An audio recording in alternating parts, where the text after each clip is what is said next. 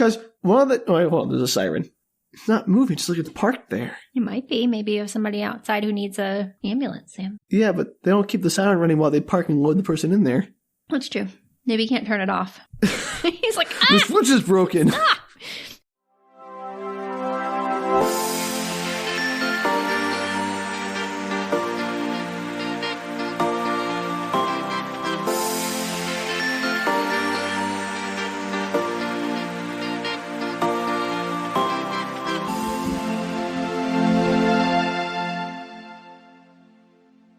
Everybody, and welcome to Book Retorts. I'm Danielle. I'm Sam. And today, I forgot the part about what our podcast is.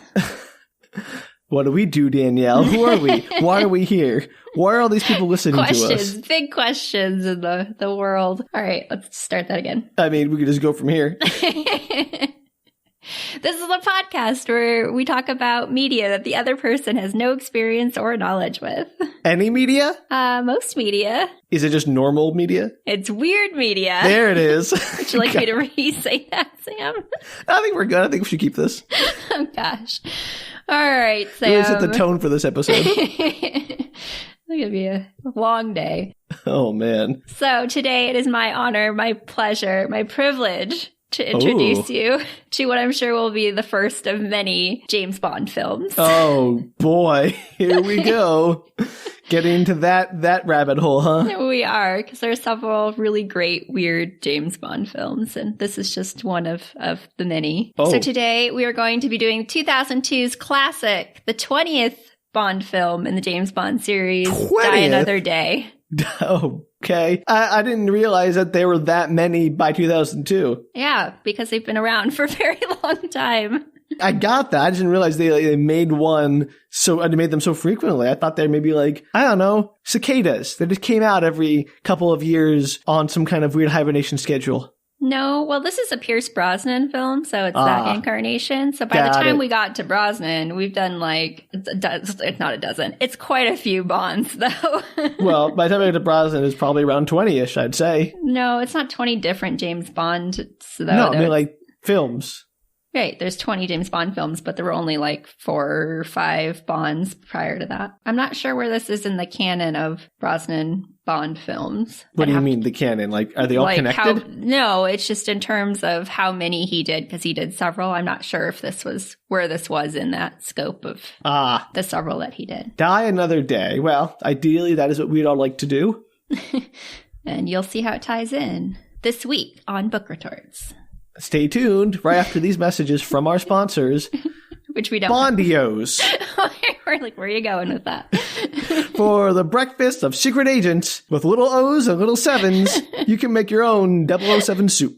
I can't believe they never made a James Bond 007 cereal or soup. They might have. It's just alphabets with like just 0s and 7s, or I guess just 0s and L's. You could just turn the L's upside down. Oh, it's a 7, sure. Don't have to change any of the manufacturing. It's like the easiest cereal to make. Kellogg's, call me. Sam, he's full of good ideas. Good ideas that will lose money. All right. Anyway, Quit your quick question, Dan. Before we get started, I gotta ask. Oh gosh. Would Bondios be fruit flavored, frosted, or chocolate? Yeah. They'd be frosted. Would they be marshmallows, like marshmallow PP7s? God, I hope not. You know, like the little freeze-dried marshmallows? I'm not a big marshmallow fan in general. They're fine on s'mores. Okay. All right, well, I'm glad we established that. So, frosted 00s and 7s with marshmallow PP7s. Got it. Yes, exactly. PPKs, whatever. All right. I really am going to send you the summary of this. Oh, right. We're doing a podcast. I forgot. I was got all wrapped up in my pitch to corporate America. And if you want more pitches, check out Beauty Queens. That episode was full of brilliant TV show ideas. It was. Most of them were not Sam's, just the authors. Well, of course, but, you know, I'm happy to promote them. All right. Here is the summary. I'm sending it your way right now. Here we go. James Bond is sent to investigate the connection between a North Korean terrorist and a diamond mogul who is funding the development of an international space weapon. All right.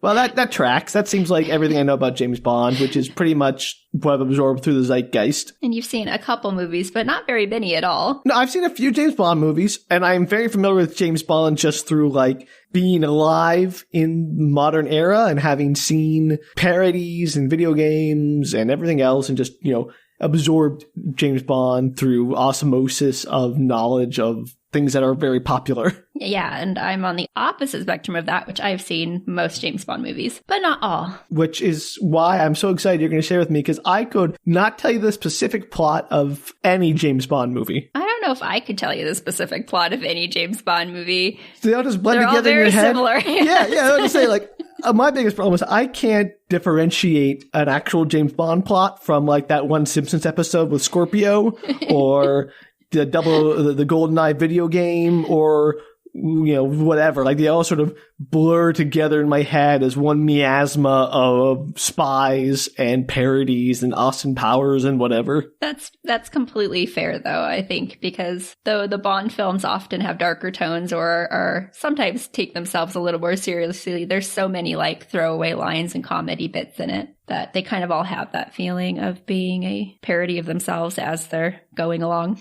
Well, I'm excited to hear why Die Another Day is particularly a spectacular Bond movie to share. I think it's just the lack of logic in some of these things. Like, James Bond has this history of just, like, somehow knowing exactly where and when he should go next, and you have no idea why. Oh, it's one of those magic, all-knowing James Bond movies, huh? Always, yes.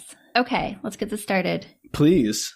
So it opens up in North Korea along the Pukchong coast. Apologies to anybody who speaks Korean if that is incorrect. Yeah, well, James Bond was known for its cultural sensitivity, so...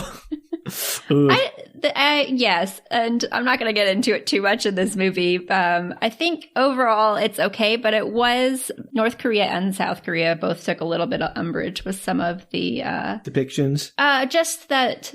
Like certain things, like at one point, one of the Koreans was like told by an American superior to do something and they did it. And Korea didn't like that because that wouldn't necessarily happen. That kind of stuff. Just like the westernization of it. That's fair. But overall, it doesn't spend a whole lot of time on it. It's mostly about the action. Well, that's what we're here for. So... It opens with a person in a full-body wetsuit and helmet that is surfing a wave to what should be the North Korean shore. This gotta be James Bond. We don't know that yet. Okay. So he's surfing along the Context wave. Clues. The name of the movie is James Bond, Die Another Day. It Probably could be a James bad Bond. guy. You don't know. That's fair. And so suddenly there are like more people on surfboards that somehow like ride in tandem. It was like synchronized surfing. Are they like teammates of his, or are they like evil guys on surfboards? I wasn't sure in the beginning, but it's apparently teammates. Okay, so they decided their best chance for infiltrating the Korean coastline is surfboards. I mean, I think that's not necessarily untrue in that I assume they have like satellite systems and stuff, and they would see almost anything else. So you probably would have to like surf in or paraglide in or something. Sure. That's actually the entire plot of a Korean drama. Surfboards are famously easy to ride. Yeah. So there's surfboarding in. I don't know if they took a boat to the outer edges. There's no intro as to how they got to the coastline in the first place. Great. And so there are military Korean men walking the shore, and they sneak past them. They make it to shore, and a helmet is taken off, and one of the men, of course, is James Bond, played by Pierce Brosnan, the one and Such only. a dreamboat. Especially in the 2000s era. Yeah, and that accent, sign me up.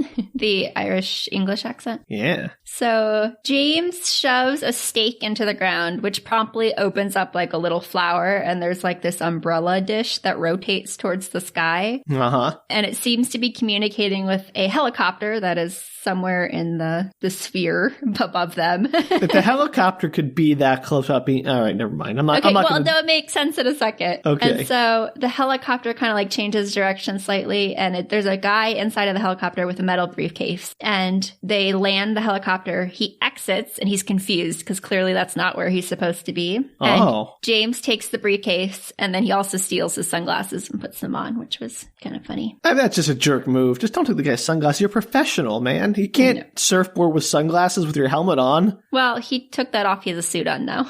Is it night or is it day? It is daytime. Oh, okay. I was imagining this was all like surfing under the cover of darkness. Nope, it's like midday. That's even, that doesn't make, all right. I don't know, Sam. And so they take the guy away, the one that came in with the suitcase, and James takes his spot on the helicopter with the briefcase in his hand. And the pilot's just like, cool, new dude. Well, the pilot's clearly in on it, because once the little like dish signal alerted him, that's where he went. So he's on the helicopter, it takes off again, and James Bond opens up the briefcase, and it's filled with diamonds, little diamonds. Aw, cute little diamonds. They're baby very diamonds. cute. And he lifts up the box top that has all the diamonds in it, and he starts putting C4 in it. Sure. Yeah, we'll get there. So he puts C4 into it, and then his watch, which I don't know if you remember from any James Bond movie, but his watches are always magic. Well, magic, yeah. So he apparently has like a detonator pin in this one watch. So he pulls out the pin and like sticks it in the C4 and puts the diamonds back on top of it. Why, if he already had the C4, right, and he was planning to do this whole thing, why didn't he just get like a regular detonator and come prepared? I don't know the answer to that. Why? I'm not even 100% sure I remember where the C4 came from. I'm assuming it was on the helicopter. I don't know. Like, they plan the C4 thing. Like, oh, we're going to give you all the C4 you need. We're going to let you, rig this briefcase to explode. But you're going to have to come up with your own detonator using your watch because apparently surfing in with an actual detonator would be too difficult. Well, maybe they were just like, oh, he has one on his watch. It's fine. We don't need to include one in the C4 pack. I'm thinking the watch detonator is probably a lot more expensive and probably a lot shorter range, a lot less reliable than a purpose-built detonator. But it looks cool, Sam. Okay, it's cooler when he and then he has this watch, which is like the button he could push to set off the detonator. It's like a convenient thing. Sure. All right. Fine. Whatever. So the helicopter lands in the demilitarized zone in North Korea, which is also a thing that comes up on the screen, words that come up on the screen that explain where they are. And it's Colonel Tan-Soon's Moon's headquarters.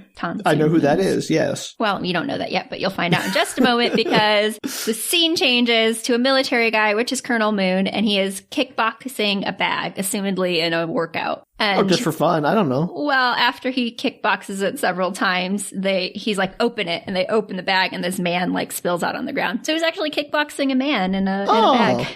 Well, that's like just a good use of multitasking. If you gotta rough up a guy and get your reps in. Mm-hmm. And then he looks at the window, he sees the helicopter landing, and he's like, find me a new anger therapist. And he storms off. Some great one-liners in this movie. It's so good. Wow, I'm already loving this. Yeah, I wrote down a bunch of them just for you. Oh, thank you. So James exits the helicopter, and this super hot guy, which we'll get to in a minute, he like pulls out this little camera thing and takes his picture covertly, and you can see him sending it, like transmitting it to somebody. And Zhao is the name of the hot guy, and he's played by Rick Yoon. Ooh. Mm-hmm. Rick Yoon's been in a ton of stuff. If you probably, I don't know, you probably recognize him if you looked up his picture. Sure. And he's there to meet James, and the colonel shows up. He's all dressed in his finery now, not in his kickboxing outfit. Cleans up quick. And James says he's there to thank him because few men want to trade conflict diamonds since the UN embargo. And so it's clear that James is pretending to be somebody who's changing. Yes, few men, just the De Beers Corporation. Yes. So Colonel Moon is like, I know all about the UN. I studied at Oxford and Harvard. I studied Western hypocrisy. Very dramatic. Colonel Moon. I kind of like him. He's kind of a good character. So it's obvious it's an arms deal. Bond is undercover, and he's trading the diamonds for weapons. Sure, I could have predicted that, I think. And so Colonel Moon brings in the weapons on hovercrafts. Wait. Like Star Wars floating pallets or like actual modern hovercrafts with like skirts and fans? No, skirts and fans. Okay. Like giant fans. Yeah. Like an actual hovercraft. Yeah, like a hovercraft. But he has like a whole fleet of them because apparently he's been storing the arms in their minefield, which is between North and South Korea. And that's kind of where he's storing them. And he's like, the hovercrafts can float over all the mines. So it's like the perfect place to I'm not sure that's true. I mean, no, but I don't know a lot about hovercrafts, but that seems like you got to have a downward force to keep them. There's some like a lot of Newton's questionable laws science in this. being violated here. So they float through the minefield and they show up where they all are. And as this is happening, Zhao receives a transmission back on his little camera phone thing that James Bond is James Bond, that he's MI6. And he tells Colonel Moon kind of on the sly, like, this is a secret agent. He's going to kill you. So Moon pretends to show him the weapons. He's like, look at our weapons. Let me show you a demonstration. And he ends up blowing up the helicopter that James came in on. With this demonstration, how very covert. His parting line is, how do you propose to kill me now, Mr. Bond? So the game's up. I'm sure he could shoot him. He's standing right there. Which, but yes, there's like going to be a firefight. Clearly, everybody's guns go up. So they're promptly interrupted by the general, who is Moon's father. So there's Colonel Moon and General Daddy Moon. Yeah. And General Daddy Moon walkie-talkies over. He's like, what's going on? Because there's like a lot of, obviously, noise and kind of a little bit of firefight stuff. An explosion, yeah. He's like, what's with the fire? And everybody panics because clearly this is not supposed to be going down. Like, General Moon doesn't know about this. And so everybody panics and runs, trying to put out the fire. And Moon is like, kill the spy. And James blows his detonator with his magic watch. Of course. And these diamond shards shoot out and shoot into Zhao's skin. So he has like diamond shards in his skin. Oh, is that how he's going to be disfigured and recognizable throughout the rest of the movie? He's very recognizable anyway because he's super hot. But yes. Is he the henchman? Yeah, but kind of, sort of. There's multiple bad guys in this. Okay. Wow, this is way more complicated than I'm used to for a Bond movie. It gets more. This is one of those movies that kind of starts to spiral out of control. By like midway through, you're like, wait, what's going on? Okay, well, I'm already there, so I'm ahead of the curve. So Bond steals a hover car because you can't have hover cars in a James Bond film and not have Bond, like, drive them somewhere. Have a nice low-speed chase on a hovercraft. Yeah, except it's higher speed chase because, you know, Bond movie. A low-speed chase would be pretty funny. And so hovercraft don't go that fast, is my point. But they do in this movie. So he steals a hover car and a machine gun and escapes into the minefield, of course. Ooh. And Moon manages to get ahead of him, and they're shooting at each other. This whole hovercraft battle ensues back and forth. All these hovercrafts are like exploding into the air and flipping over. Mines are blowing. The Bond theme plays, the classic Bond theme. And Moon is just having like a grand time. You can tell he's kind of into it until Bond gets ahead of his hovercraft and like blocks it, kind of like butts up against it and jumps onto Moon's hovercraft. Ooh, that's just rude. And then in what I think is a very unrealistic scenario, he somehow finds an unused bulletproof vest. Like he pulls it off somebody who's dead or grabs it, I don't know. And he lifts it up to block bullets. And Moon is conveniently only firing at the bulletproof vest. Yeah, that's how that works. Yeah, and the it's not like the vest is like moving or whacking Bond, which it probably would with the force of the bullets. It's just like he puts it up, blocks the bullets, and then like throws it off to the side. I was like, yeah, okay. That's, it's a new one. And then Moon finds a flamethrower on his hovercraft, and he starts everything on there against Bond. Wow. Block that with your bulletproof vest. I know. So Bond kind of like rolls away, like hides on the hovercraft, and Moon is now at the back of the craft where the big fan is, and Bond runs to the front and he shoves the accelerator and it starts to speed up, causing Moon to get sucked and stuck to the back of the fan. So he's like stuck there with his flamethrower. Well, wouldn't the flames be like coming back at him? Never mind. Yes, he stopped shooting it. Oh, okay. And then Bond drives the craft into a closed gate, which conveniently blocks a dam opening. And the hovercraft shoots off the dam into the water below. And Bond, I don't know, jumps free. You don't really see it, but somehow grabs hold of a rope that is connected to a giant bell. And he's like over a dam. Yeah, over a dam. I don't know why there's this giant bell by this dam. I'm sure that makes sense in some context. However, he's holding the rope and it's like swinging and banging and like the bell is going back and forth. And he's like, oh, saved by the bell. Oh, boo. Oh, gosh. It's kind of funny. I had to watch that scene twice because, like, how did he get up? Why is there a bell? How did he get up to the bell? Did he, like, what? But what's the bell hanging from? Is it like, I don't understand. There's a structure, like a tower structure, and the bell is this giant bell and a gong the thing. craft went over the dam and he jumped up before it went over the falls. So to speak. I don't know if this bell is like at the entrance of the dam. I don't quite know. It's just like a ledge that like goes straight down into I don't know if it's like fully a dam. It could just be a ledge. But It kind of looks like a dam. You know what? Sure. Saved by the Bell. Gotta get that pun in there. All right. I'm sure the music starts playing. Classic Bond opening right now. Not quite. So the general shows up, General Moon, and he looks down at the dam, at the overturned craft that's in there and his probably dead son, and he captures Bond, basically. Which is like, oh, there you are, hanging from the bell. Well, he's now down on the ground. But yes, all his, military guys rush forward, capture Bond. Sure. And so then the next scene is performing some water torture on Bond. They're like dunking his head into this icy bath water. Ugh. And now the classic Bond music plays. So the screen switches to all these... What?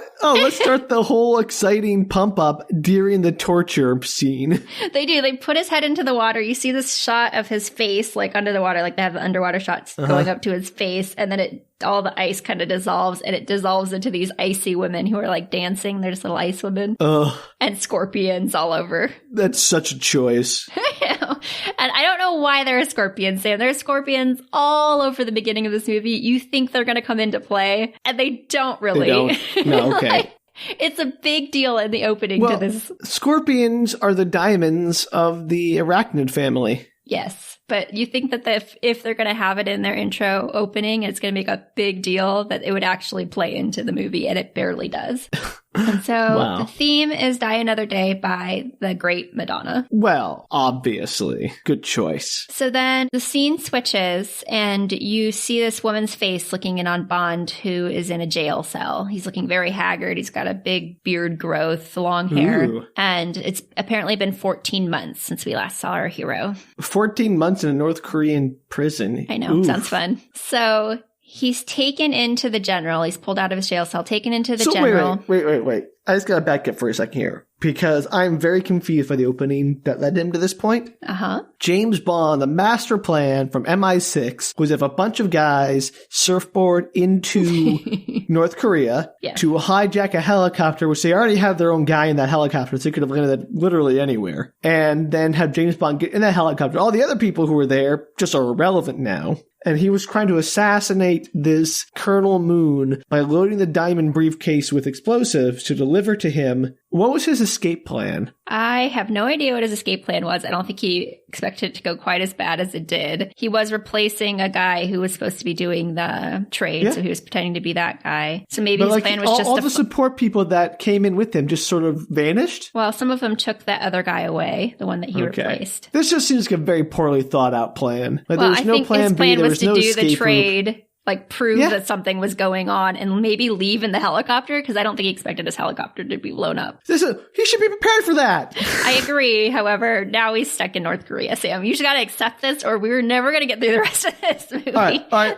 I'll accept this. I'll go with it. I just want to point out, I expect better from MI6. I'm not mad. I'm just disappointed. This movie is full of things where you're like, what was the exit strategy? Or how does he know this? Or like, why would he go there? Like, none of it makes sense. Fair enough. So he's pulled out of the jail cell. He's taken to the general, who has like the pinchers in his hand, like the torture pinchers. And he's like, I don't condone the torture what pinchers, those things. That's what they're called. He's like, I don't condone what they're doing here, which seems less than honest when you're holding some pinchers in your hand. I don't condone torturing like I'm doing right now, but I'm going to do it anyway. He's like, you're being defiant. We just want our information. Your government's denied your existence. It's out of my hands now. And they take, you don't know what he's talking about, they take Bond by truck to an outside location back kind of into the camp. And they're talking about his son, like the death of his son. And you find out that his son was betraying his country and name by doing this arms deal. Like, he wasn't supposed to be doing it. And the general wants to know who his ally in the West was that he had made all these deals with, and who was it that betrayed him. Because maybe they could be like, the enemy of your enemy is your friend kind of thing. Yeah, and he just wants to avenge his son, I think. And Bond says it's the same person that betrayed him, but he doesn't know who it is. So somebody has betrayed both the son and James Bond. Why does MI6 have so many moles? I don't know, but they have one like every movie. That's what I'm saying. Like, again, I've not seen a lot of James Bond movie, but one of the things I know is that MI6 is leakier than a sieve. Yeah, it's amazing. There's also a scene later where MI6 has no idea what's going on, but like other agencies seem to. And I was like, what are you doing?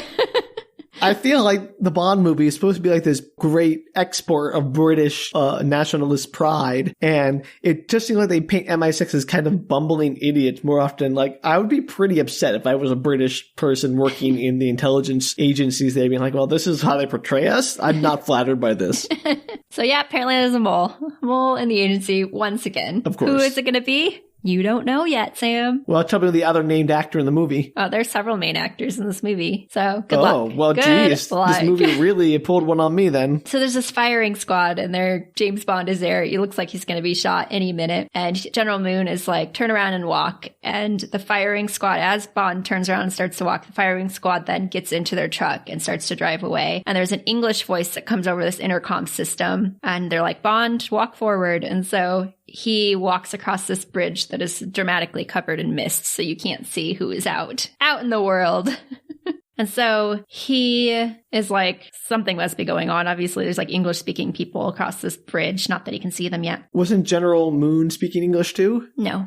Well, yes, he was. When he was speaking to Bond, he was. It goes back and forth between Korean and English. Okay. So apparently he's being traded with the English or Americans or whoever's on the other side for Zhao, who has been picked up after he... The hunky diamond-encrusted guy. Yeah, so he has like the diamond spots on his face. He was, I guess, picked up after he tried to blow up some summit or something, Zhao was, and now he's being traded back to the Koreans for James Bond. But you don't know why. Because usually they just leave him there. Like, why? Yeah. 14 months. Like, they weren't going to pick him up otherwise.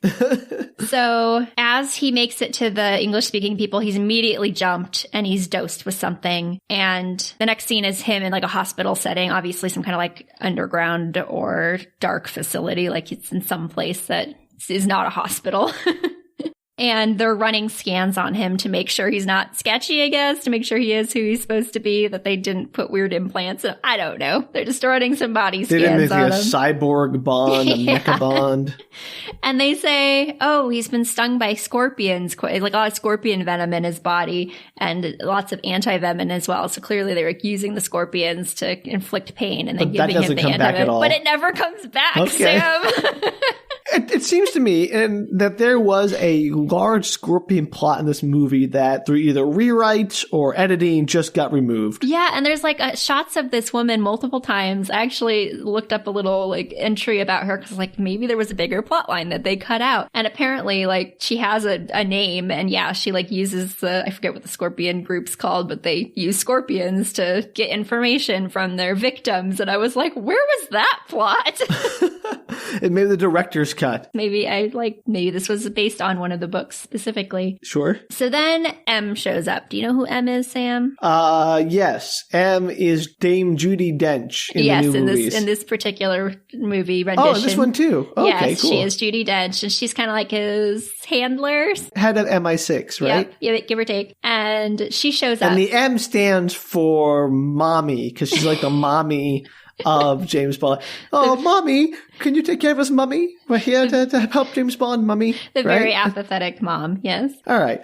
I tried. I don't know what it stands for.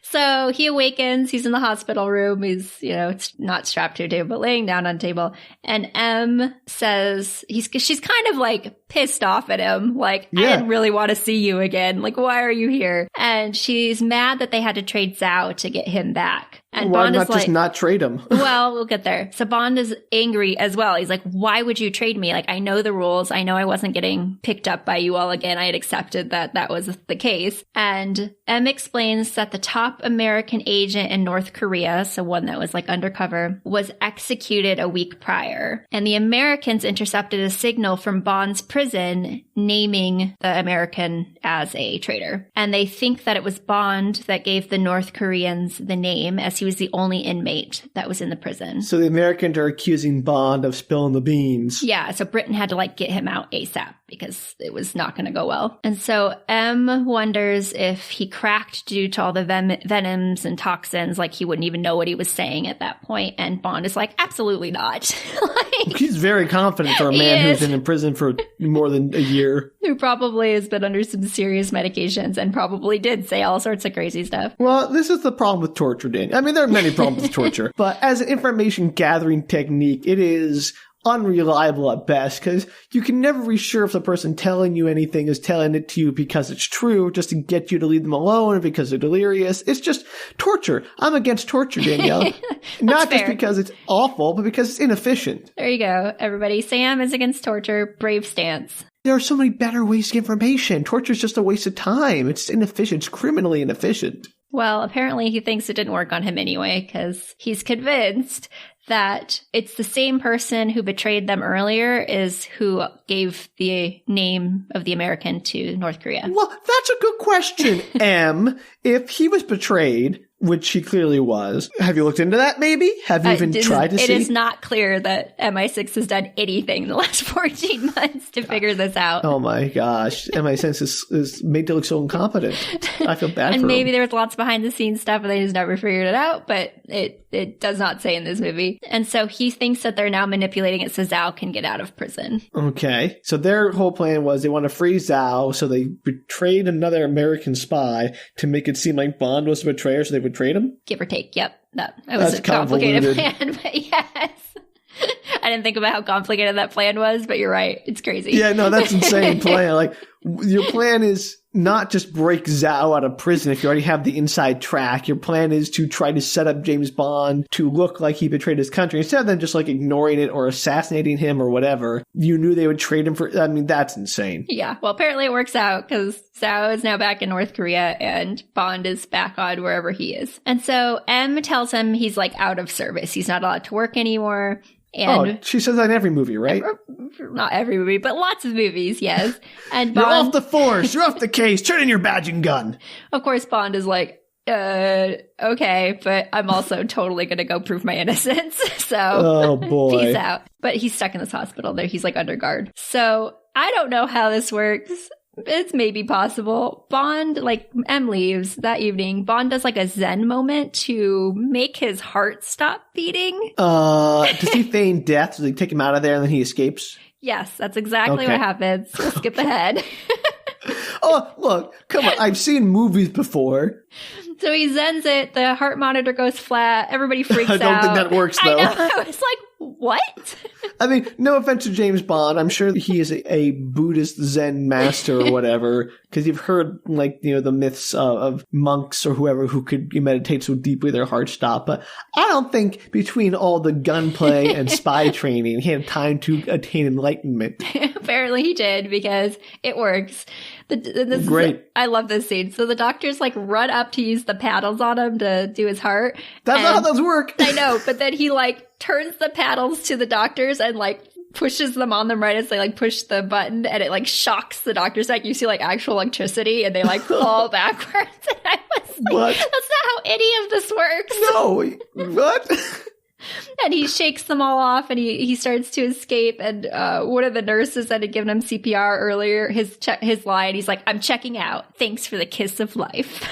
He just beats it. That's so creepy. If I was that nurse, I'd be like, good riddance. It was funny. So apparently he's on a ship. That's where this hospital was. Oh, it's a floating hospital. Cool. It is, yeah. And he swims to a nearby dock, and it's the yacht club in Hong Kong. And he just walks into the building. So he was on a British ship just off the docks in Hong Kong. And yeah, it's a little bit farther out. He has to swim ways, but he manages to make it. Well, because he's James Bond. Right. And so he walks in, he's got pajamas on and wet hair, and he's unshaven, and he just looks a hot mess.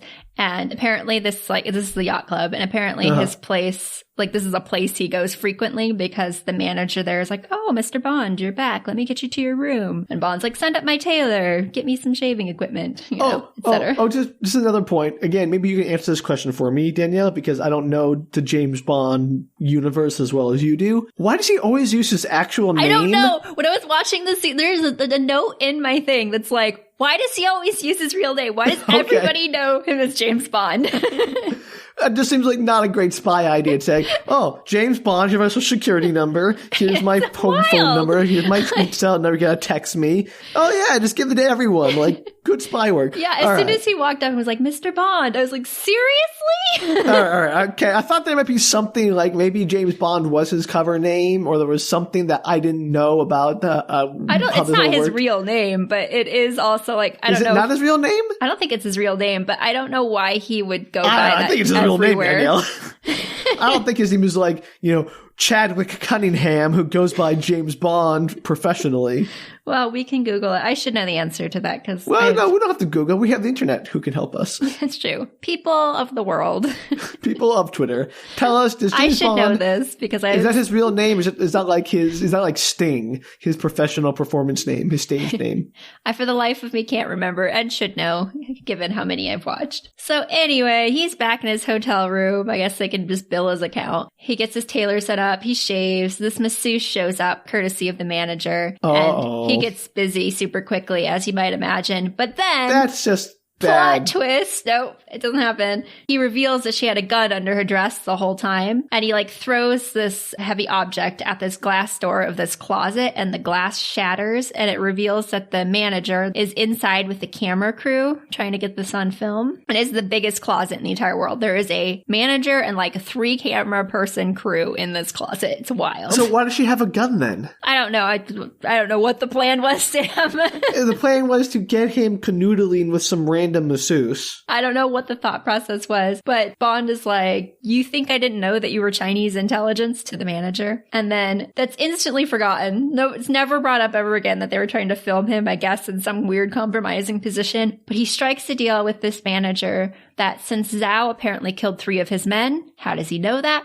I don't know. But Zhao killed 3 of his men, and he says if the man can get him into North Korea, he'll take care of Zhao for them. Okay, sure. Just another convenient plot twist. I have no idea how he knew Candid Camera was happening. This is why I don't use your real name at every yacht club in the world there, James, my boy. Because maybe he wouldn't have realized you were MI6 if it wasn't like, oh yes, the famous MI6 spy that everyone knows is James Bond. They all know. Everybody knows. There's not a single person who meets James Bond who doesn't know he's MI6 within 3 hours of meeting him. That seems to me to be the most disqualifying aspect of wild. a spy. That'd be like, oh, everyone knows who you are no longer a spy. Secret agent, whatever. There's even a character later that he meets up with is I don't want to work with him. He just he's going to blow my cover. He destroys everything he touches. It's pretty funny. Yeah, okay, good.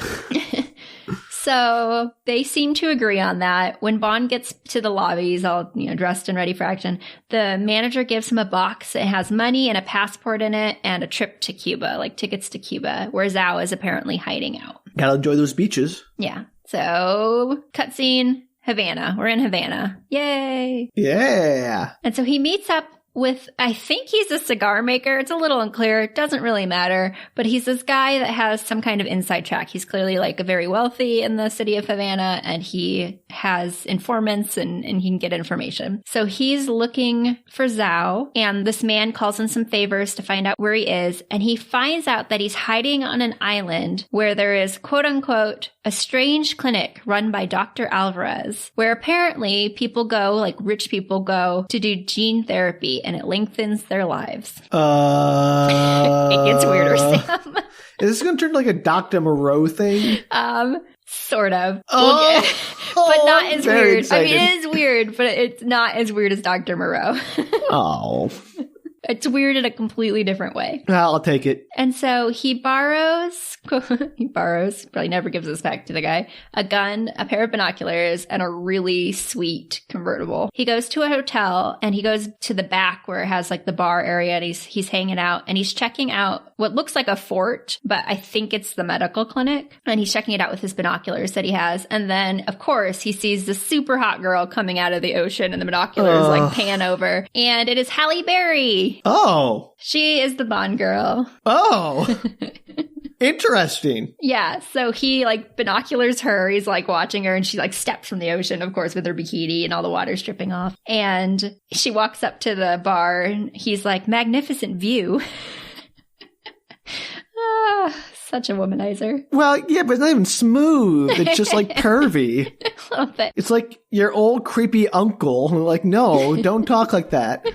But it works for him because he always has a girl. And so apparently she's named Jinx. And she was Jinx. Well, she has a full name, but I did not write it down, but nickname Jinx. And it's like based on her full name. And she's born on Friday the 13th, hence her nickname. Aw. And he's like, oh, I'm here for the birds. And he holds up his binoculars.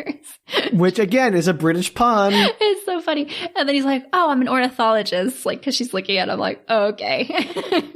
So they flirt pretty heavily and then obviously very quickly decide to go have sexy times in the hotel. And I'd imagine at this point he's probably pretty excited because it's been over 14 months since he got to have some Halle sexy freaking times. Berry.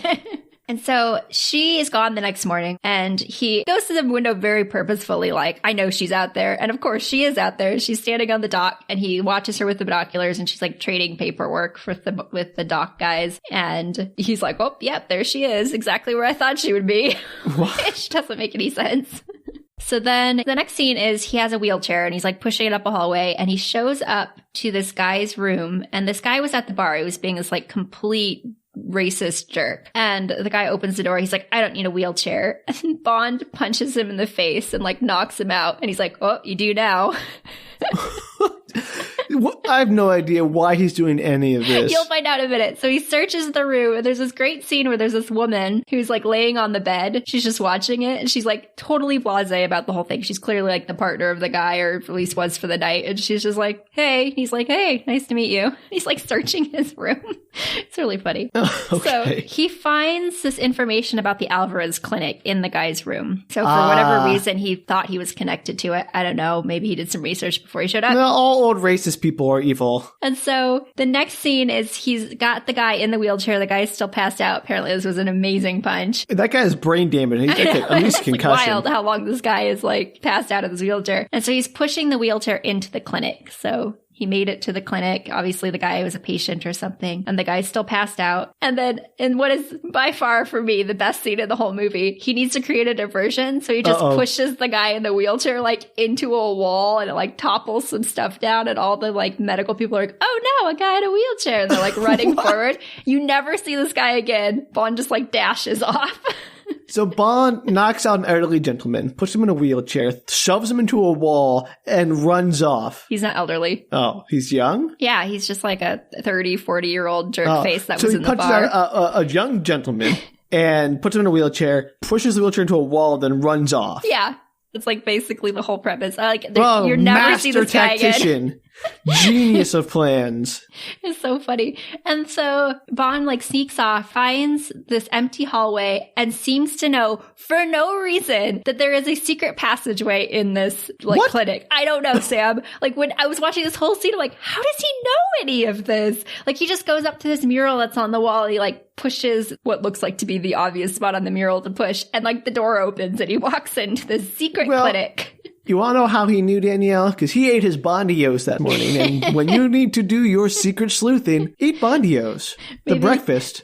They give you X-ray spies. vision. Yeah, they'll give you X-ray vision. They'll give you sonar. Whatever you need to do to save Queen and country. Yeah, it's wild. So now he's in the secret facility inside of the other clinic. And this secret facility is like he walks in, it's like a mirror room in there. There's just like shiny mirrors everywhere. There's DNA, like metal art strands hanging from the ceiling. It's clearly the gene therapy place. Okay, because you gotta decorate with the double helix everywhere. You gotta do it. It just makes sense. You want to show how classy you are. Yes. And so the scene changes and we see Jinx, and she is talking to a doctor at the gene therapy lab. As she's talking about the gene therapy, she's like a patient, and he's explaining the stages to her. He's explaining the stages to us as the audience. Right, of course. So apparently the stages of this gene therapy, there are 2 stages. Phase 1 is you wipe out the bone marrow of the person that's there, wiping the DNA slate clean. What? Yeah. Phase 2 is you introduce new DNA from donors, quote unquote, which are people who won't be missed, and it turns you into a different person. What? I don't know. So they basically do a bone marrow transplant, but like an entire bone marrow replacement. And it somehow makes you a completely different human being. Like you look different after the fact. So like transfer, like if you take it from, me and put it into you, you would turn into me, basically. Yes. What? Well, I don't know. That's not how any of that works. I don't like, they never mention like the idea that you'd have to have some kind of like surgery to make your face Plastic look surgery, different or yeah. anything. Like they don't mention anything. It's just literally seems to insinuate that if you got all of your bone marrow wiped out and new DNA introduced, you would like physically turn into a different person. Do they think that bone marrow is a source of DNA? I don't know. They don't explain anything else about this concept. I know this was 2002, 2001, something like that. But like, we knew what DNA was at that point, right? We knew what bone marrow was. This wasn't like, this was like the 1600s, like, oh, the four humors. You know, you gotta place the black bile and the yellow bile, and suddenly you become a new person. It took me another like 30 minutes of this movie to be like, is that really what they thought was happening? How does that work? Okay. I thought maybe they'd explain it more later. They did not. I'm sure this will come into play significantly later. He's like, oh, I'm an artist. I create entire new beings, basically, like I'm God. And so is Halle Berry like actually some really attractive young person was put into this older woman and made Halle Berry? No, you'll see in a minute. Well, not in a minute, but you'll get there. So she pays, like she pulls a check off and she hands it to him. And then he's like, I'm an artist. And she's like, of course, most artists aren't appreciated until they're dead. And then she pulls out a gun and like shoots him dead. So she gives him a check, which is probably the worst way to pay for an illicit procedure. Probably a certified check or something. It's not like I don't see her writing it out. And then she shoots him. Yes. And then she has like, but why give him the check at all? I don't, because it looked like she was gonna, I don't know, Sam. She could just walk in and shoot him, but it was for our benefit as an audience, so we knew what the heck was going on with the gene therapy. I'm sure she didn't care. And so okay.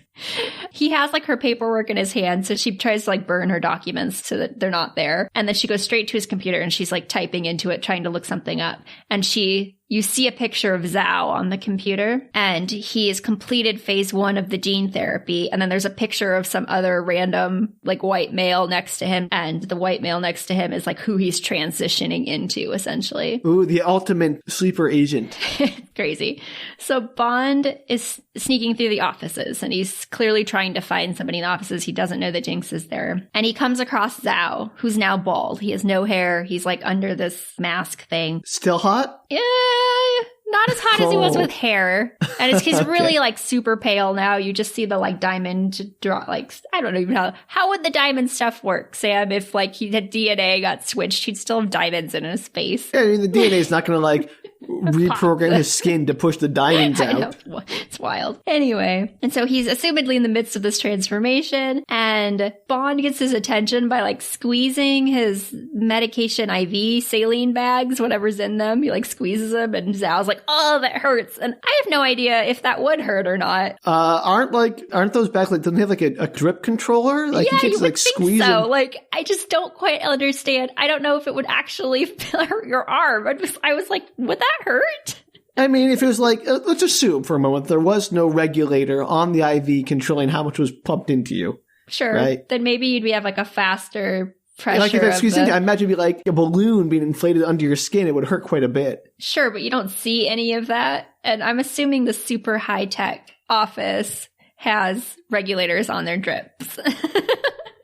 Look, it's James Bond, Danielle. If we're going to argue about this, we're going to be here all day, right? I was you said to me. I was watching, I was like, I wonder if that would hurt. Well, we can find out. Get me an IV.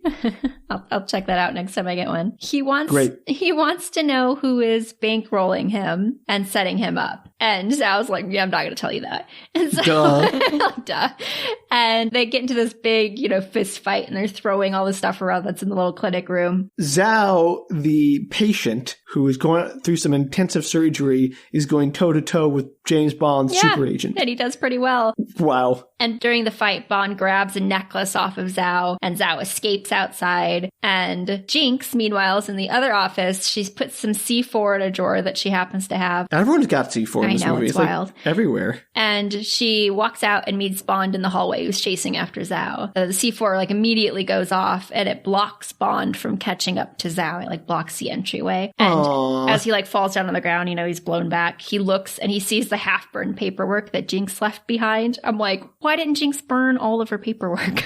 Right, come on, Jinx. I don't think she's unlucky. I think she's incompetent. It's crazy. So Jinx runs outside. She's like, oh, that's Zhao. And apparently she knows him and is trying to kill Zhao outside when somehow there's like a helicopter outside that's waiting for Zhao. Or there's always a helicopter. I don't know why. He's clearly in the middle of like his process. Like, was it just hanging out? Yeah, he's like, oh, we're about halfway through your kidney transplant. Go get the helicopter. Bye.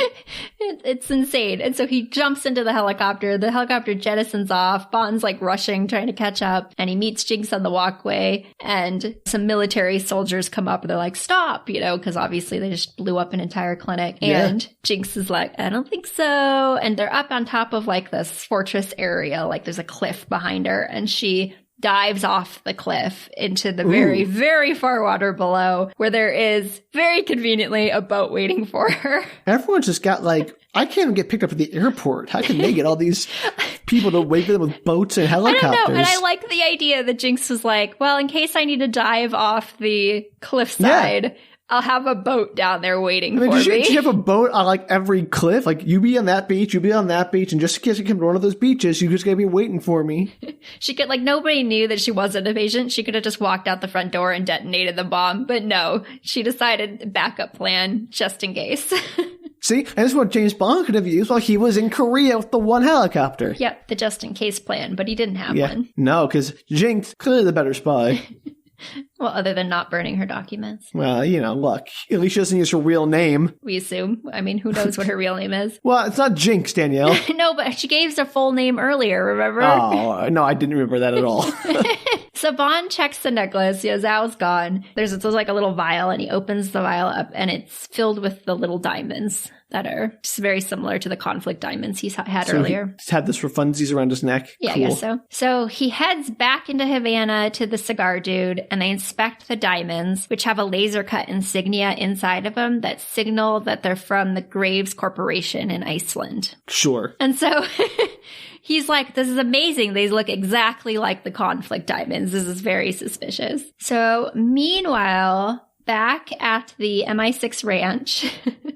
Ranch. Yeah. M is being chastised by an American official who tells her that Bond is torching a clinic in Cuba since they let him escape. And MI6 seems very surprised. Like, he's in Cuba? He's torched a clinic? And I don't understand how America knows this. I was about to say, like, I don't think MI6 would stand for being dressed down by a foreign intelligence power. Like, they'd be like, no, that's diplomatically not how this works. And how did they not know where Bond is? But America's like, there he is. Incompetent in this instance that I'm kind of on the side of whatever three-letter intelligence agency is like, you guys are just the worst. You deserve to be yelled at. I'm sorry. I was on your side, but no. Yeah, it's an insane scene because she's just like, and she doesn't really put up with him dressing her down, but at the same time, they seem just shocked that he's in Havana burning clinics down. Like, what is he up to? And why is he there? I was like, how do they have a person on, like, that's clearly following James Bond, but MI6 does not? Oh, man. So Bond, meanwhile, is in first class on a plane heading back to England, and he has like a magazine in his hands and he opens it up, and it's Gustav Graves, who is the owner of the diamond mine. He's in the magazine, just a feature. He's a feature. He's like a famous dude. How convenient. Well, they show you this because the next scene is the introduction of Gustav Graves, who is sailing down on a British... Like a third bad guy. He's sailing down on a British flag parachute, and they're like reporters waiting below, and he lands amongst the reporters, and he's like, I am here! And you know what? He's my favorite bad guy so far. He's great. He's played by Toby Stevens, and I don't know why he arrives that way. He's just for funsies, I guess. Because he's got style, Danielle. And they're all like, Mr. Graves, tell us about the Icarus space program. And he's like, oh, it's a surprise. You'll find out about it tomorrow. Oh, right. There's the whole space weapon. I completely... Well, it doesn't seem like there were scorpions in the opening. Those don't seem to come back at all. Maybe it was just such a red herring. Oh, no. This is where it starts to get insane. You're going to like it, Sam. Oh, now it gets insane. Everything up to this is perfect sense. Now it's going off the rails. No, it really does. So he is met by his publicist, who is named Miranda Frost. She's played by Rosamund Pike, and Bond is in the crowd secretly watching him arrive. And then the next scene is Bond is meeting up with all these like fencing people. Oh, they're not making fences. Got it. No, they're actually fencing, sword fencing. Miranda's there. She's apparently a medalist in fencing, and she's working with Graves on it as well. It's kind of their hobby. Bond gets an introduction to Miranda and Mr. Graves. And Graves is like, hey, do you want to fence 1,000 a point? Because he's a big gambler. And sure. He's like, yeah, absolutely. Let's do this. And so Bond actually loses the first 2 points. And Graves is like, do you want to give up? And he's like, actually, why don't we up the game? And he pulls out one of Graves's diamonds that he had gotten from the necklace. And they continue to fight. He's like, yeah, let's do this, which I think is a weird way to be like, hey, I have one of your diamonds and I'm kind of suspicious of you. Also, like, if you just held up a random diamond, like, what? I don't know what that means. What is that? Just well, he takes it from him and he like looks at it. He's like, oh, this is flawless. Like, he clearly knows it's one of his. Okay. And so they continue to fight. Bond stabs him in the wrist, like actually like makes skin contact. And Graves is livid. And he like strips his clothes off. He's just down to his like undershirt. And he's like, let's continue this game without vests and real swords. And like, they're like real fighting. And Bond's like, sure. And so he like takes off. I don't know, Sam. I mean, I'm down for 2 half-naked dudes, fencing, crossing swords if you get my drift, but wow, I did not expect that from a James Bond movie. Yeah, there's this great scene, too, where the fencing instructor, Graves, is like, do you want to put some money on this? I think her name's Verity. She's played by Madonna. It's a cameo. Aww. So they end up having this fight with real swords and no vests, and it's such a dramatic way to be like, I have diamonds, and I'm very suspicious of these diamonds, Mr. Graves. You couldn't just ask him a question, or I don't know, go to the spy agency you work with and give them the evidence? Or like get in on a different way, like not be so obvious that you know that there's something wrong with the diamonds. This is why everyone knows James Bond's a spy, because he does absolutely nothing to hide the fact. I know. So it's whoever draws first blood on the chest. Bond, of course, wins, and Miranda like steps in between them. It's like, this is enough, like, because they're clearly still going to go after each other after he draws first blood. And Graves backs up, and he's like pretending not to be a sore loser. He's like, oh, very good job, Mr. Bond. And he pays up, and he invites him to go see the Icarus launch thing, whatever it is, in Iceland. Oh, yeah. That's not suspicious. He's like, come, and we'll like do more fun stuff. We can bet on more things. It'll be great. Come to Iceland. So Bond is in the lobby, and they're like remodeling everything because they met during their fight. They like they didn't just stay in the room where the swords were. They were like all over the hotel. So they like slashed walls and all this crazy stuff. So this man delivers Bond this big old ancient key, and it's in an envelope, one of those big iron wrought keys. And he seems to know where to go because he meets up with M in an abandoned station. Well, the key was obviously a signal of some sort. Well, yeah. And so I guess it's where they have a history of like abandoning their agents in this station. It's probably where they kill them or something. Oh, so he just went there to get shot. What a good dude. He thought maybe it was not going to go well, you could tell, but it goes fine. Plot twist, James Bond does not die. Oh, well, I thought he would have been shot by M. And then she's like, okay, we'll kick in 008. You're up. So she wants to know what he has on Graves. Like, okay, clearly, like, we found you. Americans tipped us off. Yeah. Tipped us off because we're incompetent. And he is a little bitter about being dismissed as an agent. Like, now you want information from me? Like, I don't think so. But of course he tells him. But, okay. M refuses to apologize. She's like, whatever. Like, you deserve to be left there. No, she shouldn't apologize. He is a liability. And gives him the biography of Graves, which is, he already knows the biography of Graves. This is clearly for the audience. But basically, he was an orphan working in a diamond mine. What? I don't know, Sam. I actually put like 4 question marks after that. Well, put the orphans to work in the diamond mine. My face when she said that was like, huh? I want to watch that version of Oliver where they're like singing about like working in the diamond mines, and then the Fagin comes around and he's like, oh, I guess I don't need a pickpocket. I can just steal these diamonds. Yeah, classic Iceland, making orphans work in diamond mines. What the heck? So he gets an engineering degree as he gets older, discovers a huge find, like in a huge diamond mine. Yes, engineering is something you can learn while diamond mining. Yes, I don't know how this all works. And he gives half of the find to charity, so he's well liked, well beloved. And okay, wow. It gets weirder, Sam. So he tells M that he thinks Graves' mind is actually a front for laundering African conflict diamonds. So the mind self-produces bupkis. He just buys African conflict diamonds and claims they come from his mind. Absolutely. Got it. So she allows Bond to continue. She's basically like, this guy has a ton of political connections. We can't really touch him. And he's like, well, that's convenient because I'm not an agent right now. So I'll do your dirty work for you. One of those. Okay, sure. So now next, which is always the best scene in any Bond movie, is the obligatory scene with Q. I was going to say, is Q in this? And it is, and it's played by John Cleese. Oh, that's right. I remember he played Q. Like, I love John Cleese. Yeah.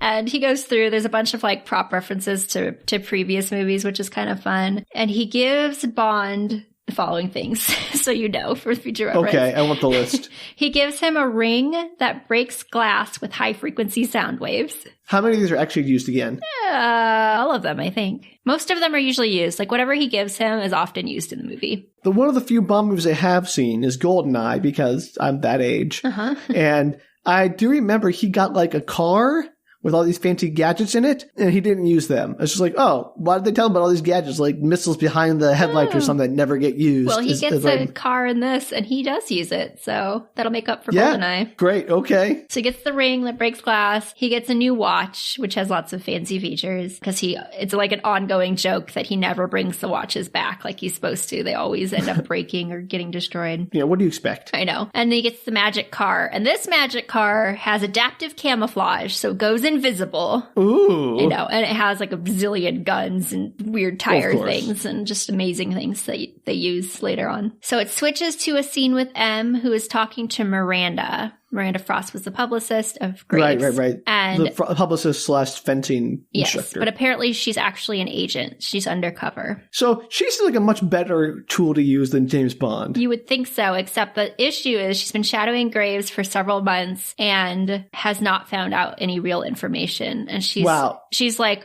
he must be clean. Like clearly there's just no information to find. So everyone working there is incompetent. Well, and M is like, well, Bond thinks that he's not, so we're putting Bond in there, and you stay where you are, too. So, like, we're sending him to Iceland. And so M's like, you're not going to be swayed by Bond's womanizing, are you? And she's like, absolutely not. He's a dingbat who always gets in trouble, and he's going to blow my cover. And that she's the one that's like, I never want to work with this man. Why are you putting him in Iceland? She's smart. So it switches to Iceland. We've gone apparently to Cuba, to England, to Iceland. So that's a nice vacation. I know. Bond steps out of his car and it's in front of this giant like ice hotel, like one of those hotels made out of ice. Ooh. And he steps out of his car and he watches Graves arrive, and he arrives in like this ice jet, like one that travels across the ice. Oh, so it's not a jet made of ice. No. Sorry. So the ice hotel, which is made of ice. And then you have like a jet that ice skates. Yeah, it looks like a bobsled, but it goes like, the records right now is 324 miles per hour across the ice. Okay, so it's a rocket bobsled. Kind of, yeah. Got it. He like slides in. He's all like, oh, new record, 324 miles per hour. And cool. I guess this ice hotel was built specifically for this demonstration. It's next door to where Gustav lives and also next door to the diamond mine. So he just has his own little like enclave of stuff. A diamond mine that isn't actually a diamond mine. Well, that seems like something you want to keep people away from. You'd think so, but apparently he doesn't care. And so maybe it's a diamond mine. Maybe Graves is not evil, Sam. You don't know. There's a space laser I'm waiting for, Danielle. Which is any minute. So this movie's gotta be almost done, and there's no space laser. I'm very disappointed. It's getting there. It's close. And so all the newspaper people, reporters, everybody's there to cover this, and they're all staying at the hotel. Miranda shows him to his room. James Bond, he shows up. She's clearly annoyed that he's there. Jinx arrives, which, you know, sure. Why not? And why not? They end up meeting in the bar, Bond and her. And he's like, oh, you're here. And she's like, yep. And she pretends to be a reporter for like Science and Technology magazine or something. How does she know all this stuff? You'll get there. Okay. So flashes to Graves. Graves is it? I wish I could visually show you this. I should have found a picture or something because this mask is wild. He has this mask over his face. It's like sort of like opaquely translucent. It has tons of like fiber optic cables streaming from it that are all different colors. Kind of looks like the Predator, but like imagine it in like neon colors. Got it. Neon Predator dread mask. It's amazing. And he's wearing it over his face. and this man in a hooded coat comes up. And it's like a rejuvenating mask thing, make me younger. There's like multiple references in the movie to how he doesn't sleep, and I guess this is like it helps him like to have an hour to himself, basically. I mean, there are easier ways to get an hour to yourself, buddy. But I it don't helps tell him like you. rejuvenate. Yes, it has an actual purpose. Oh, so okay. anyway, this man in a hood comes up. I put this on when I'm like, when my social battery's dead, I put on my Predator Dread neon fiber optic mask just to get some space from people so people won't talk to me. No. Some people on headphones. Some people just like go to their room. I like the neon Predator fiber optic mask because it really just sends a message. Like it gives him a deep like state so that he's I got that. reset. I just want to imagine he's just like, this is how I get like out of a social situation. Like, oh, I wish I could stay and talk about your kids or watch that slideshow, but gotta put on the Predator neon fiber optic mask. Yeah. Sorry. It comes back a couple of times, and I love this mask. It's like the most amazing thing I've ever seen. You gotta share a picture of that with people. Well, so this man in a hood comes up, lifts up the mask, and then pulls the hood back on his coat, and he reveals himself to be Zhao. Yeah, shocker. Yeah, so he hugs it out with Graves. Apparently, like, he really knows Graves. Aw, they're budsies. Yeah, I know. He's like, are you still having effects from the therapy? And so apparently, Graves had the gene therapy, and he used to look completely different. Oh. I know. Sure, and no one noticed this? Well, we'll get there, because I have thoughts, Sam. Oh, boy. So you'll find out in a minute why nobody noticed this. Graves, he's like, yeah, I am. I use my magic mask. And Graves tells him Bond didn't recognize him at all. He's like, I was like eye to eye with him, and Bond didn't even know it was me. General Moon? We'll get there. So, so it's not General Moon. Oh, no, it's little baby Colonel Moon. Yep. So Zhao's like, General Moon's still mourning your death. And I guess he is. It's been 14 months. And apparently his entire cover story, he's gone through gene therapy. He's turned into a different person. He built a backstory. He became famous. He built an empire. He got an engineering degree, or maybe he already had it. He didn't go to Harvard. So you're saying that Graves didn't exist 14 months ago? And he created an entire empire and had gene therapy in 14 months, Sam. That's... there's shenanigans afoot. And I'm assuming maybe the mine situation was figured out prior to that, because he was trading.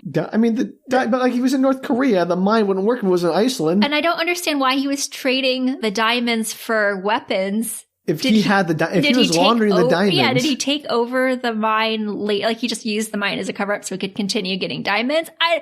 It makes no sense. The timeline is insane. This is like a 10-year plan, not like a 6-month, I guess I pretend to die, gotta make a whole new life. Let's make myself a diamond mogul. And like 14 months, so he apparently just appeared out of nowhere. They're like, oh, that orphan in the diamond mines. You're like, he appeared as a grown adult with an engineering degree who just like found a diamond mine.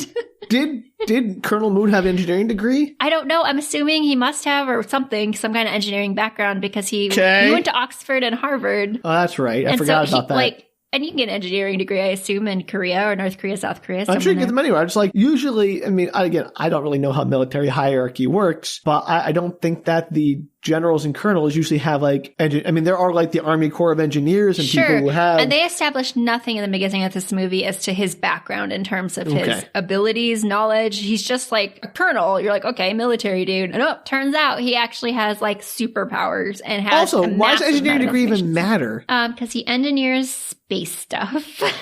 Oh, right, of course. And you can't hire people to do that. No. Apparently he's in charge. He designed this whole thing. He's a freaking brilliant person. Apparently. Not that we knew that prior to this moment. Well, to pull this all off in 14 months, he'd have to be pretty dang smart. So that happened, and then we're back to the bar. No. I'm just going to say that's a big old no from me. I reject the premise of that movie right there. But we're going to go on with it anyway because we got to finish this up. Yeah. I totally, when I heard that, was like, okay, that's a crazy backstory, but whatever. Then I was like, wait a minute. It was 14 months ago. My brain that's crazy, exploded. But it's just like, it goes from crazy to ludicrous based on the timeline.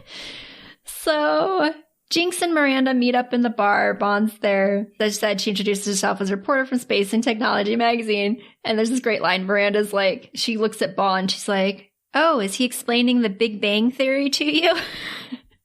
What? Funny. because they had sex, Sam. I got that, Danielle, but also that's not... Never mind. It was funny. So Graves gives his giant speech, his like revealing of the Icarus Project speech. And that was kind of where I realized the 14 months thing had happened. I was like, wait a second. Okay. First off, naming your project Icarus is asking for trouble. That was hysterical. I was like, that was a really obvious dig, and that was funny. And so he's doing a speech. He has this little kit with his, on-off button for his device. He pushes the button, and the scene goes to space, where you see this like giant dish opening up. He's installed this thing in space. Space satellite magic dish. Got it. And this light starts to shine down on the audience below. And apparently, this device can, quote unquote, inhale the sun's light and breathe it upon the surface of the earth. So it's a mirror. Essentially, it's like a giant mirror. Okay. And we care because... Apparently, you can bring light to places that never had it before, but wait for it, this is used later. I mean, I'm guessing he's going to use it as a weapon to, like, start fires or immolate people. But, like, what part of the planet doesn't have light? I mean, besides, like, underground or something, in which case this thing isn't going to work anyway. I don't know what his master plan was for this. I also had the exact same thoughts as, like, where would you use this? I guess you could direct it at areas where crops? I don't know. Like, I don't know where you would use it. But that need more sun? Okay, I don't know, cool. Sam. I didn't build this guy, as a supposed super genius, master of disguise, 14 months to create a whole new life for himself, really didn't think through the whole giant space mirror thing very well. Like, this is the guy's like, I did it because I could. I mean, it's like, oh, I'll just build a satellite. It's in space. It must be a good business idea. I think he was just like, oh, isn't it cool? I can create sunlight, but he's really just going to use it as a weapon of mass destruction. So his plan was to sell it to the military or use it all along. So why even have this demonstration of this cover? Just sell it to the military on the DL? I don't know. Sam, I don't know. I cannot answer any of these questions. I also do not understand the point of this. Audience, listeners, if you know... Are you a supervillain who has a giant space laser to sell to people? Can you explain to us why you might want to have a public demonstration? Like, what would you use this light thing for? I'm sure there are many useful purposes that are not destruction. Sure, you could really, like, have a heck of a party. Like, oh, my backyard's kind of dark. Let's get the space laser to just reflect some light into it. Anyway, everybody's impressed. Everybody claps. Bond sees them, like, storing the box that's, put on-off button box, and they're, like, taking it into the Gustav. Remote control. That's how all these things work. They're taking in the box into Gustav's place where he lives, and he, like, follows secretly behind them. And he gets into his invisible car, and he follows behind them to where Gustav lives, parks the car kind of, like, outside of the stronghold. And inside, not that Bond knows this, he's trying to figure out how to get in. Inside, Gustav is asking a man about the defense mechanisms for the device. He's building like a suit that he can wear that controls it instead of the box. So he wants like a 1-to-1 suit that mimics his movements to control the device? Give or take. And that wait, Danielle, no. How is that any better than like a computer control or a joystick? Why does he need a suit? I think because he wants to have it on his body, so he has ultimate control over it, and he has like a defense mechanism where he can like, because the guy's like, yes, I built this defense mechanism into the device that controls it. It's this glove, and it has 100,000 volts of electricity that it can like zap out onto people. So he just built like a taser glove. Yeah, but it also has like the device panel for turning on and off the evil space light. Why do those have to be combined? I don't understand. I don't know, Sam. I don't think he wants them separate. He wants to be like wearing the on-off button. Okay, but like, all right, whatever. And it's like a VR thing. There's like I don't know, it's VR. You never actually see what he sees, but he has like glasses later on that he like puts on, so he clearly is like seeing what's happening. I don't know, Sam. I did not. No, Danielle, this is not your fault. This is this movie. I've reached my point where I am so saturated with nonsense that I simply am not able to take in anymore. That's a shame, because the last, like, 20 minutes of the movie are wild. Oh, boy. Okay, let me try to see what I can do to wring, like a wet towel. I'm going to wring out some of the nonsense from my brain and see if I can make some more room for my dessert of nonsense. Okay, so Bond, outside the door, trying to get in, but he is caught. Like, somebody sees him. He escapes. He, like, punches him in the face, escapes. The alarm goes off. They know there's an intruder on the property. He's so stealthy. But he's immediately, like, Miranda catches him, like, grabs him by the arm and pulls him against the car and does, like, a fake, not fake kiss. Oh, fake out, make out. And is like trying to get him out of the situation. And the guards, ignoring them because they're making out. And that never worked. No.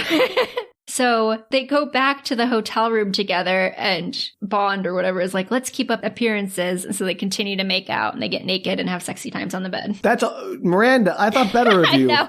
She's like, I don't want to sleep with you for real. But then they have sex. So that doesn't work out. Obviously the line, let's keep up appearances. I'm not actually attracted to you. I'm just doing this for my job. Worked. Yeah. And it was like very instantaneously too. There was like no turnaround. Wow. So Jinx, meanwhile, is sneaking into Graves' house. And she finds the magic mask, and there's a guy under it. And she goes to lift it up, but it's not Graves, it's Zhao. He's using it. Ooh, that's a violation of privacy and trust. Oh, I think Zhao was allowed to use it. And they hugged earlier, remember? I guess. But that's like using your friend's toothbrush. I wouldn't do that.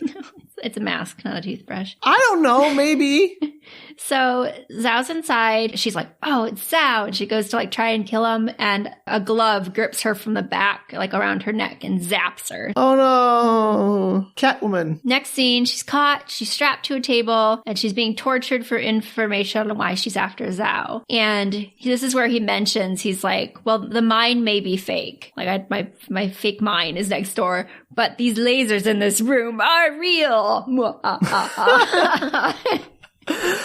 You know what? He's got style. And it's a laser room, Sam. There's just like lasers all over this room. I don't know what they were using it for. Danielle, are you telling me you don't have a laser room?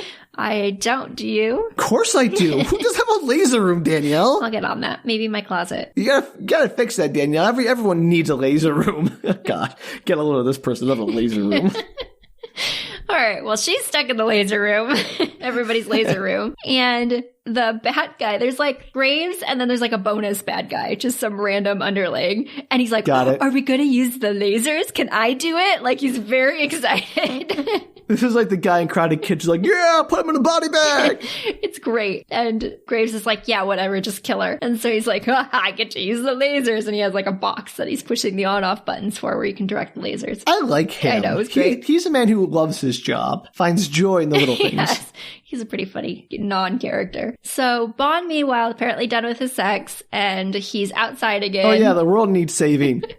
And he dives below the surface of an iced-over lake and swims underneath the ice, and somehow arrives in the pool of the greenhouse, which is like one of the layers of Graves's house. Sure, why not just go with it? There's a hot spring in there, and I guess he knew if he dived beneath the lake and swam in there, he'd somehow come out in a hot spring, which seems insane. Yeah, he just had he knows all this stuff, Daniel. It's obvious. Everyone knows this. So he interrupts Jinx's laser surgery. He's like, right before she dies, of course, he walks into the room. During the fight scene with the bonus bad guy, he finally turns them off as Jinx manages to grab the laser on-off box, and she directs one of the lasers to the bad guy, and it like shoots through his mouth. He like dies immediately. Oh, well, at least he died doing what he loved, lasering. Lasering.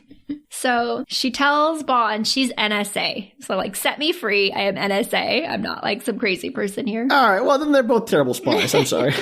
So she tells him she's after Zhao, and he has like this super weird mask. And Bond was like, he didn't bring it from Cuba, so it must have been already here. Dun, dun, dun. He realized Graves is up to something. Yeah. What? Duh. A. Also, B. What is the thing already being...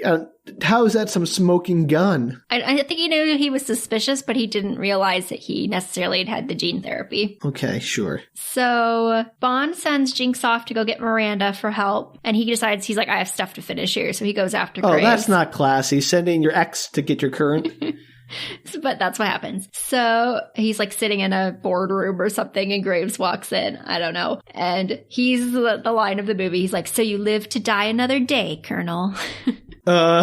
Okay. Good times. So Bond has him at gunpoint. Graves is monologuing a bit, of course. Of course. And Miranda shows up, and she's like pointing the gun at Graves as his backup. And he's like, hey, Bond, did you ever discover who that person was that betrayed you? And Bond's like, oh, it's just a matter of time. Like, I'll figure it out any moment. It doesn't really matter. Is it Miranda? It's Miranda. She slides Miranda. her gun from Graves over to Bond, and the camera zooms in on his surprised face. Bond's like, The only what? one in that room who's surprised. One of the women I slept with was actually evil. This never happens.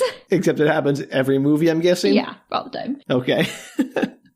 Again, haven't seen a lot of James Bond movies, but I do know James Bond movies. He even sleeps with them knowing they're evil or that they're like up to something. He's like, that's cool. Why I'll is he sleep still with you. employed? How is he like this pinnacle of spydom if he's like the most incompetent secret agent ever? Well, he uses them to like, he'll get information from them or he'll like trap them or like whatever. Like he has sex with them and then he's like, aha, I got you exactly where I want you. Okay, I'm dubious. So he's surprised. He tries to shoot her with the gun that he has on Graves when he turns to her, but his sexy times allowed her to take out the ammo from his gun, so Oh yeah, she good wins. job, James. God, you did a great job as secret agent. Didn't even check if her gun was loaded before going into I know, work. it's great. I'm like, what? And then Amateur. Zhao, who's like standing off to the side of me, like comes over and punches him, and he's like, how's that for a punchline? Okay. Zhao, you won my heart. It's great. So the ground is glass, and he uses his magic sonic ring to like smash the glass, and it Oh. breaks open the ground, and he like falls through to the jungle room below. And earlier when Jinx was in there, she like ziplined down, and I guess it's still there or something because he just like runs over to it. He seems to know exactly where it is for no reason whatsoever. And Jinx told him, I guess. yeah, like over in that right-hand corner of the jungle room behind the like 3 palm trees in consecutive order. I left it there. Duh, yeah, tell everybody. And so he like connects himself to it and zooms back up the ceiling. And he sees Graves' conveniently placed ice jet thing, which is sitting outside. And he zooms off across the ice. Yay! Because again, you can't have devices and cars lying around that James Bond is not going to get into. So he zooms off into the sunset, the end. Yes, that's the end of the movie. Jinx and Miranda and Graves just to figure it out on their own. Honestly, I think Jinx has got a handle on this. So Graves seems totally fine with this. He's like, chase is fun. And he brings forward his box that controls Icarus. Is he going to try to laser a rocket bobsled from space? Maybe. Okay. That seems like it's not going to work. You'd be surprised. I guess I'm about to. So he pushes a button and a ray of fire like explodes from the sky and follows Bond across the ice as he shoots across it. And he's like, this will follow Bond's heat signature and use the power of the sun to cause a death ray. Sure. All right. Whatever you say. You're the engineer / bone marrow transplant recipient. He's on I don't know. the cutting edge of science, Sam. Yes. I'm at the edge of my seat with how edgy this science is. It gets worse. So Bond is trying to stay ahead of this death ray, this giant wall of fire that's moving towards him in a line. And he ends up sliding off a cliff towards the ocean below. But luckily, there's like a pickaxe tool that shoots out of the thing to slow the machine down. And there's like a parachute. It kicks out and it grabs hold of the ice. And so he falls over the edge, but it's just dangling there with the pickaxe like into the cliff So he side. shoots off the edge and the anchor goes up behind him and manages to suspend the whole thing over the cliff. Yes. He climbs out of the little jet thing and pries off the trunk of it, and he straps it to his feet, or he just puts his feet on it and detaches Is he it. going to like jet surf? It's work. Well, yes, sort of. So he detaches the parachute and the death laser like starts this avalanche, like it cuts off the whole edge of the cliff, and the cliff side, the ice like falls into the ocean below, and he parasurfs like away on the wave. I'm glad they brought the surfing back. Like there's this huge tidal wave from all the ice falling into the ocean, and he just like surfs it out with a parachute behind him. Oh my gosh. It's That's like ridiculous. the craziest thing in a James Bond movie ever. I thought the surfing at the beginning was bad. Yeah, that's pretty amazing. So he surfs to shore, barely making it, and they don't notice this, I guess. They think he's dead. Yeah, obviously. And the bad guys are like, oh, well, our job's here done. Let's go find Jinx, who is now trapped in Miranda's room. And they don't do anything to Jinx. They just go into the room and they're like, we're going to kill you later. Also, James Bond is dead. We'll be back.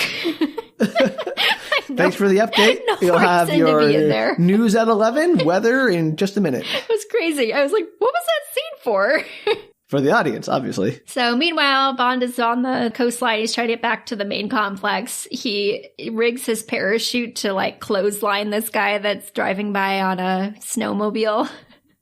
It's pretty funny. And then he steals the snowmobile, heads back to the compound. Gotta go back. I know. So he's back at the compound. He's back outside Graves' home, and he starts up his invisible car, which is all still just sitting there. Nobody's noticed it. How do you find his invisible? Like, I would lose my invisible car if I park in a parking lot. No, I can't find a car that's visible that I park in a parking lot. I lose those all the time. That's not in a parking lot though. It's like off to the side of the building. Like it doesn't matter, Danielle. I can't find my keys in my apartment, and they're not invisible. I would lose that thing in 2 minutes. Well, I guess you could probably turn off the invisibility to find it, but he does not do that. And then it seems to imply that he uses thermal imaging to try and find Jinx in the building. But as he's doing this, a snowmobile runs into his invisible car, giving him away. Well, maybe don't park your invisible car in the middle of a snowmobile track. Pretty funny. And Zhao is standing outside, and he oversees this happening, and he's like, "Oh, that must be Bond."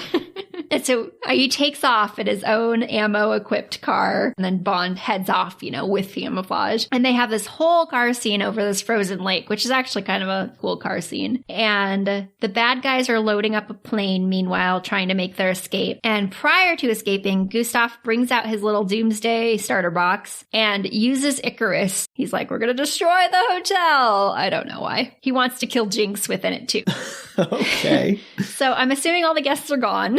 The only people there are them. There's a huge firefight happening outside. And the hotel is melting around them like House of Wax was in that one episode. It's just it's water everywhere because apparently the space thing can blow up cliff sides but can't blow up this hotel quickly. It can only melt it from space. Well, hotel is made of solid ice. I guess it's more resilient than nature. I guess so. And the two cars have spun around. They're back racing towards the hotel, and they drive into the hotel, which is, the whole front half is melted, and they're racing through the melting halls, which is kind of a cool scene, even though it goes on forever. So Jinx is trying to escape. She's stuck in the room. She can't get out. She's treading water, trying to get out of here. And Bond gets stuck into a corner. Zhao's right on his tail. But then somehow, right in that moment, the camouflage, which had been blown out earlier, he could see him, the camouflage suddenly restores itself. Well, that's lucky. I know. Just as Zhao is about to drive into him, and he pushes the camo button and backs up the car out of the way, and Zhao can't tell where he is, and he ends up driving straight through where the car was and sails off into the first story of the ice hotel, crashing into the ice below. So Bond, instead of just shooting Zhao in the water, which I guess would have been not a noble enough death, he ends up shooting down a chandelier, which plummets into the water below, and the water roils with blood, when there's a shark attack. Why do you gotta make it complicated? I don't know. It looks more dramatic that way.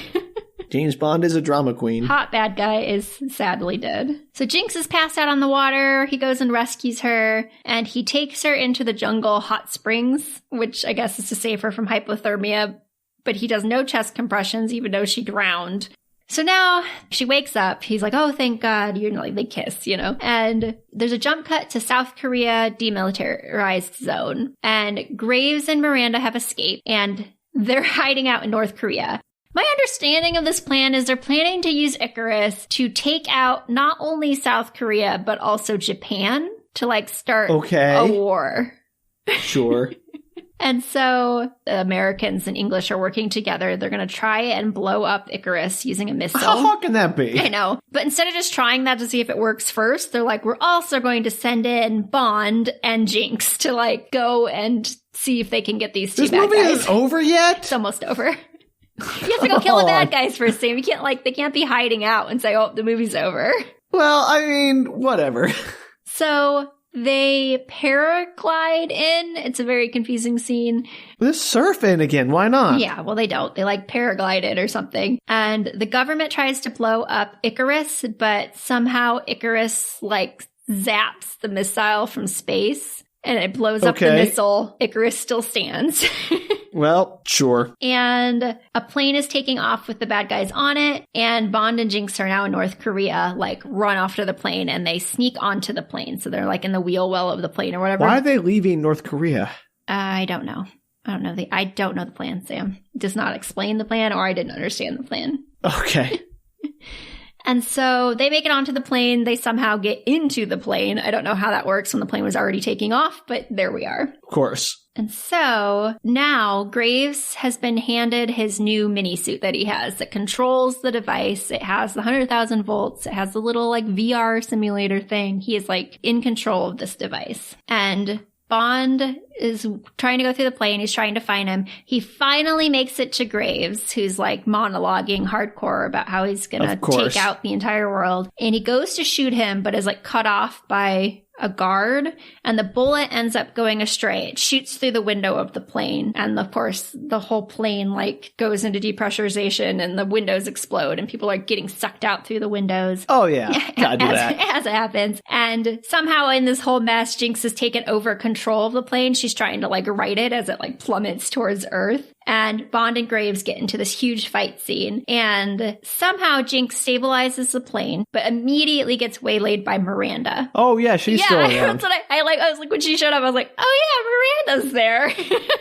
I'd forgotten she existed.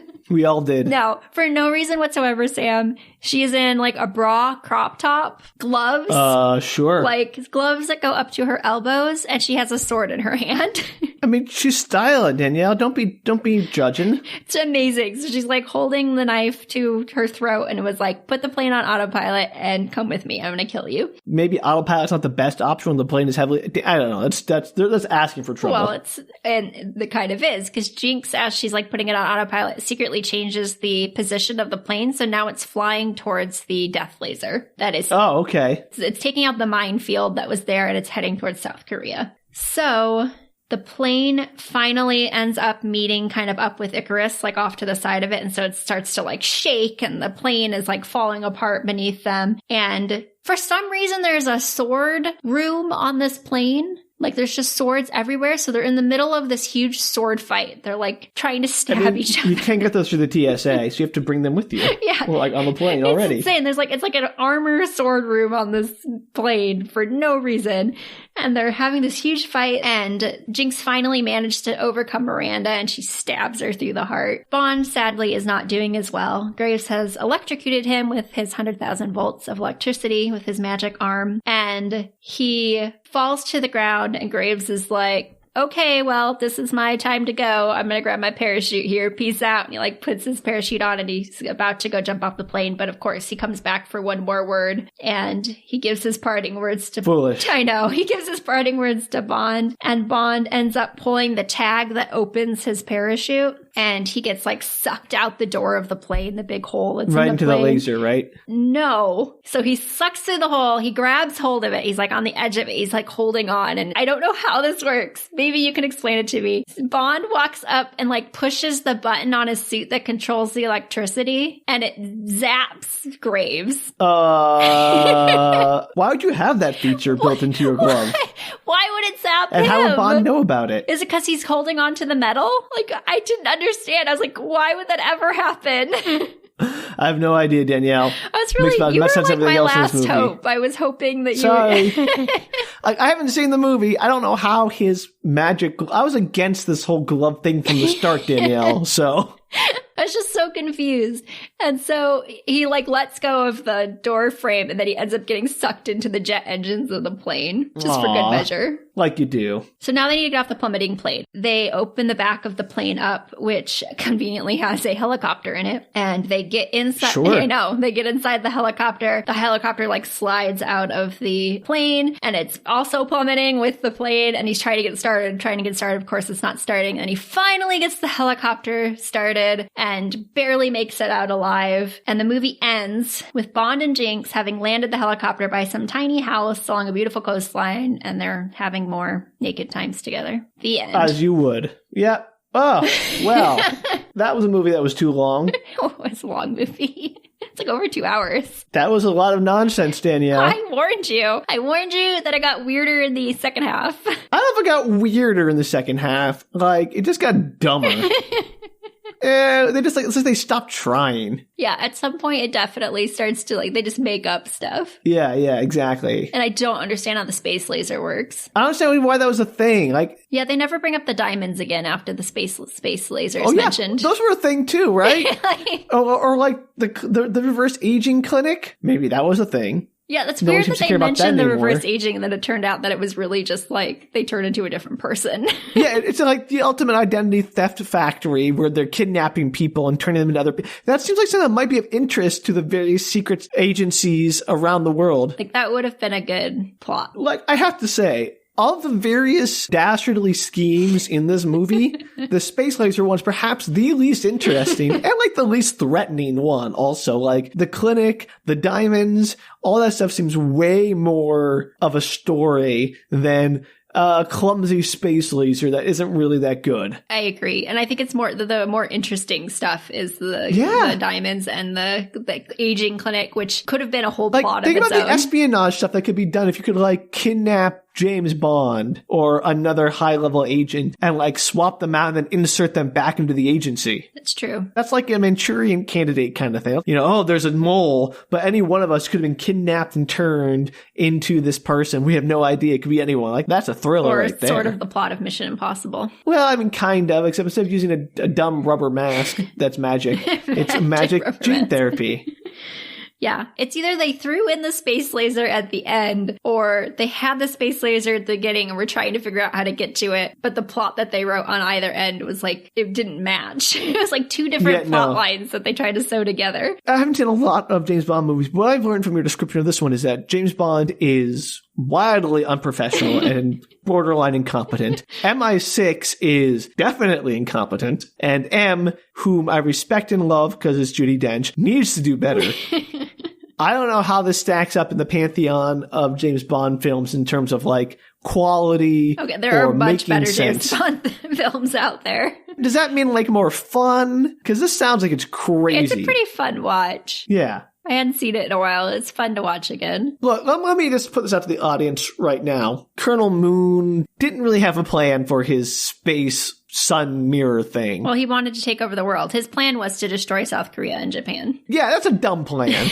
Like, it was all... Like, why announce it to the world in the first place and then have this dumb plan? Like, everyone knows who's like, maybe just have a secret laser. Don't tell people about it. No, I agree. Telling people about it makes absolutely no sense. So my question to the listeners is this. What would you do with a giant space death ray? Like, what would your plan be that is better than Colonel Moon's? And connected, I actually want to know what you would use the space light for, not just the laser feature.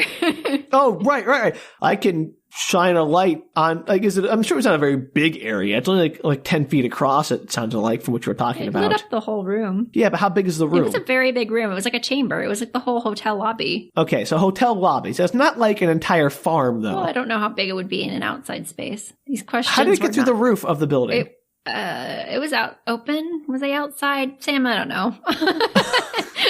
Point is, if you had a light that could illuminate, let's just say, an average hotel lobby in size, what would you use that for? Yeah, I'd be curious. So if you have those proposals and you can write a grant application to us and we can see if we can get your idea funded. That's the way to get people to write it. If you would like to write us a grant. No, they're writing the application for the grant. I know, but nobody wants to put together an application for a grant. Yeah, but they might get a grant from us, Danielle, to build their space laser. Yes, all that imaginary money we have to give out to space lasers. Danielle, I didn't say anything about money. Quiet, you're blowing my spot up here. Oh, sorry. Continue. Ignore me, everybody. If you want to write us a grant application for your space laser proposal, you can find us at bookretorts.com. Or you can tweet, Facebook, Instagram us at bookretorts. So until next time. Which won't have space lasers. Well, it might. I have no control over that. It'll be Sam's turn. Well, we'll see what comes of it, but they'll definitely not be called Icarus. And also, why was it called Icarus if it never, nothing ever happened to it? Because it was his downfall. But it wasn't his downfall. He didn't die in the space laser. He died by a jet engine. It's dumb. Because it was indirectly related to the space laser. It was almost irrelevant to his dying. He could have just had a shock glove and a parachute on and the exact same thing would have happened. The laser was inconsequential. And it was like a superhero wearing capes sucked into the jet engine. Anyway, until next time, just stay out of the light, I guess. And bye. Bye, everybody. Take care.